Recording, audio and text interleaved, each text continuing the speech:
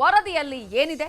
ರಾಜ್ಯ ಬಿಜೆಪಿಗೆ ಹೈಕಮಾಂಡ್ ಪ್ರಚಾರ ಟಿಪ್ಸ್ ಏನಿದೆ? ಚಿತ್ರದುರ್ಗದಲ್ಲಿ ಚಂದ್ರಪ್ಪ ಸೈಲೆಂಟ್, ಗೇಮ್ ಶುರು ಮಾಡುತ್ತಿದ್ದಾರಾ? ಕಾವೇರ್ತಾ ಇದೆ ಲೋಕಸಭಾ ಕುರುಕ್ಷೇತ್ರ.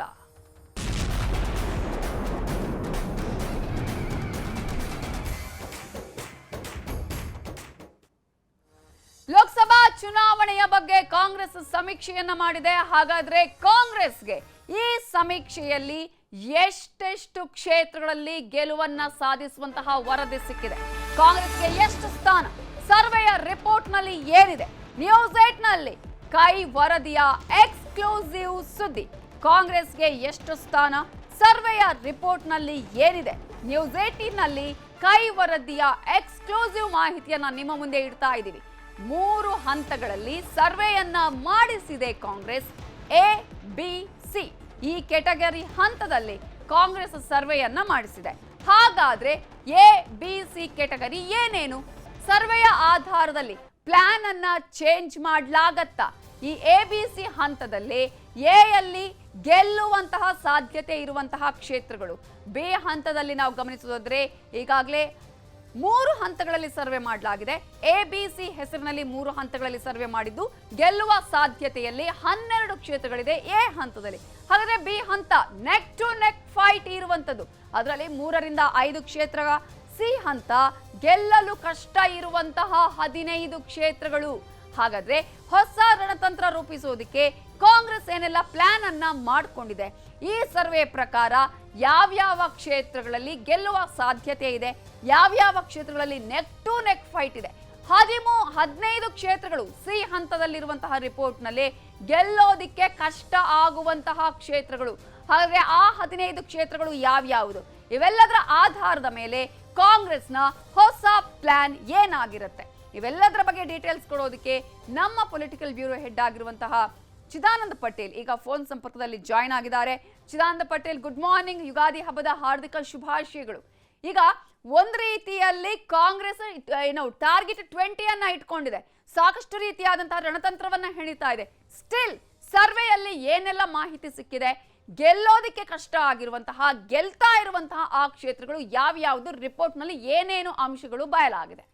Good morning Navita Jain. ಕಾಂಗ್ರೆಸ್ ಪಕ್ಷ ಕಳೆದ 1 ವಾರದ ಹಿಂದೆ ಕಾಂಗ್ರೆಸ್ ಮತ್ತು ಬಿಜೆಪಿ ಅಭ್ಯರ್ಥಿಗಳನ್ನು ಎರಡು ಜನರನ್ನು ಇಟ್ಕೊಂಡು ನಿರಂತರವಾಗಿ ರಾಜ್ಯಾದ್ಯಂತ ಸರ್ವೆಯನ್ನು ಮಾಡಿರುವಂತದ್ದು. ಖಾಸಗಿ ಕಂಪನಿ ಮುಖಾಂತರ ಸರ್ವೆ ಮಾಡಿಸಿರ್ತಕ್ಕಂಥ ಪ್ರದೇಶ ಕಾಂಗ್ರೆಸ್ ಸಮಿತಿಯ ಅಧ್ಯಕ್ಷ ಡಿ.ಕೆ. ಶಿವಕುಮಾರ್ ಅವರು, ಅದರಲ್ಲಿ ಒಂದಷ್ಟು ಪಾಸಿಟಿವ್ ಕೂಡ ಅವರಿಗೆ ಬಂದಿರತಕ್ಕಂಥದ್ದು.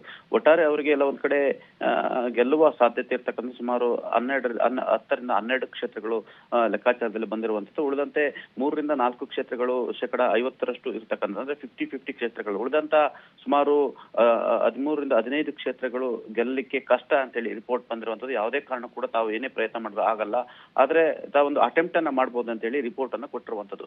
ಕಾಂಗ್ರೆಸ್ಗೆಲ್ಲ ಒಂದ್ ಕಡೆ ಅನೇಕ ಸರ್ವೆಗಳು 4 ರಿಂದ 6 ಸ್ಥಾನಗಳು ಅಂತ ಹೇಳ್ತಿರುವಂತದ್ದು. ಇಂಥ ಸಂದರ್ಭದಲ್ಲಿ ಧೃತಿಗೆಟ್ಟಂತ ಕಾಂಗ್ರೆಸ್ನ ಅಧ್ಯಕ್ಷ ಡಿ.ಕೆ. ಶಿವಕುಮಾರ್ ಅವರು ಸ್ವತಃ ತಾವೇ ಖುದ್ದು ಖಾಸಗಿ ಕಂಪನಿ ಮುಖಾಂತರ ಇದೀಗ 1 ವಾರದ ಹಿಂದೆ ಸರ್ವೆಯನ್ನ ಮಾಡ್ತಿರುವಂತದ್ದು. ಅದರಲ್ಲಿ ಒಂದಷ್ಟು 50-50 ಫೈಟ್ ನಲ್ಲಿ ಮಂಡ್ಯ ಕ್ಷೇತ್ರ ಇರುವಂತದ್ದು ಕೂಡ ಅವರಿಗೆ ಆಶಾದಾಯಕ ಬೆಳವಣಿಗೆ ಅಂತೆಲ್ಲ ಕೂಡ ಹೇಳಲಾಗ್ತಿದೆ. ಅದರಲ್ಲೂ ಕೂಡ ಹಳೆ ಮೈಸೂರು ಭಾಗದಲ್ಲಿ ಹೆಚ್ಚು ಸ್ಥಾನಗಳನ್ನು ಗೆಲ್ಲುವ ಸಾಧ್ಯತೆ ಇದೆ. ಅದರ ಹೊರತುಪಡಿಸಿ ಉತ್ತರ ಕರ್ನಾಟಕ ಭಾಗದಲ್ಲೂ ಕೂಡ ಈ ಬಾರಿ ಹೆಚ್ಚು ಸ್ಥಾನಗಳನ್ನು ಗೆಲ್ಲುವ ಅವಕಾಶ ಇದೆ ಅಂತ ಹೇಳಿ ಲೆಕ್ಕಾಚಾರ ಹೇಳಿರುವಂತದ್ದು. ಕಾಂಗ್ರೆಸ್ನ ಗ್ಯಾರಂಟಿ ಮತ್ತು ಕಾಂಗ್ರೆಸ್ನ ಆಡಳಿತ ವಿಚಾರ ಸಂಬಂಧಪಟ್ಟ ಹಲವಾರು ಪ್ರಶ್ನೆಗಳನ್ನು ಕೇಳಿರುವಂತದ್ದು. ಪ್ರಮುಖವಾಗಿ ಕಾಂಗ್ರೆಸ್ಗೆ ಯಾಕೆ ಮತ ಹಾಕಬೇಕೆಂಬ ಅಂಶಗಳನ್ನು ಇಟ್ಕೊಂಡಿರ್ತಕ್ಕಂಥದ್ದು. ಅದು ಹಳ್ಳಿಗಳು, ಪಟ್ಟಣಗಳು, ಪುರಸಭೆಗಳು ಮತ್ತು ನಗರ ವ್ಯಾಪ್ತಿಯಲ್ಲೂ ಕೂಡ ಮತದಾರರನ್ನ ಮಾತನಾಡಿಸಿರುವಂತದ್ದು. ನಗರ ವ್ಯಾಪ್ತಿಯ ಮತದಾರರಲ್ಲಿ ಬಹುತೇಕ ಮೋದಿ ಅಲೆ ಇರುವಂತದ್ದು ಕೂಡ ಕಾಂಗ್ರೆಸ್ಗೆ ಚಿತ್ತ ಚಾಂಚಲ್ಯ ಆಗಿರುವಂತದ್ದು. ಪ್ರಮುಖವಾಗಿ ಕಾಂಗ್ರೆಸ್ಗೆ ಸದ್ಯ ಅಧ್ಯಕ್ಷರು ಮಾಡಿರ್ತಕ್ಕಂಥ ಸರ್ವೆಯಲ್ಲಿ ಆಶಾದಾಯಕ ಬೆಳವಣಿಗೆ ಇರ್ತಕ್ಕಂಥ, ಹಾಗಾಗಿ ಗೆಲ್ಲುವ ಕ್ಷೇತ್ರಗಳತ್ತ ಹೆಚ್ಚು ತಲೆ ಕೆಡಿಸಿಕೊಳ್ಳಲಿಕ್ಕೆ ತೀರ್ಮಾನ ಮಾಡಿರುವಂತದ್ದು. ಮತ್ತು 50-50 ಕ್ಷೇತ್ರಗಳಲ್ಲೂ ಕೂಡ ಹೆಚ್ಚುವರಿಯಾಗಿ ನಾಯಕರುಗಳಿಗೆ ಜವಾಬ್ದಾರಿಯನ್ನು ಕೊಡ್ಲಿಕ್ಕೆ ಕೂಡ ತೀರ್ಮಾನ ಮಾಡಿರುವಂತದ್ದು. ಸ್ಥಳೀಯ ಮಟ್ಟದಲ್ಲಿ ನಾಯಕರುಗಳಿಗೆ ಲೀಡ್ ತರಲಿಕ್ಕೆ ಈಗಾಗಲೇ ಸೂಚನೆಯನ್ನು ಕೊಟ್ಟಿರುವಂತದ್ದು.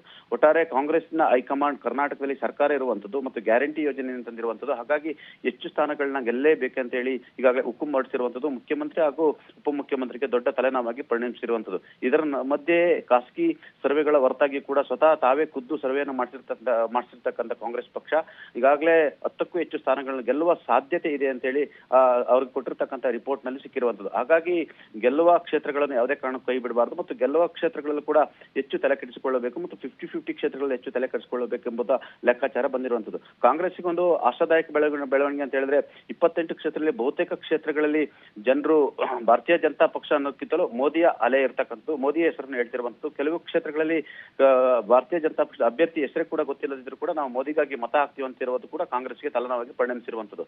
ಹಾಗಾಗಿ ಕಾಂಗ್ರೆಸ್ ಪಕ್ಷ ಇದಕ್ಕೆ ಯಾವ ರೀತಿ ವರ್ಕೌಟ್ ಮಾಡುತ್ತೆ ಅನ್ನೋದು ಕೂಡ ಕಾದು ನೋಡ್ಬೇಕಾಗಿದೆ Navita Jain. Okay, thank you Chidanand Patel ಡೀಟೇಲ್ಸ್ಗೆ.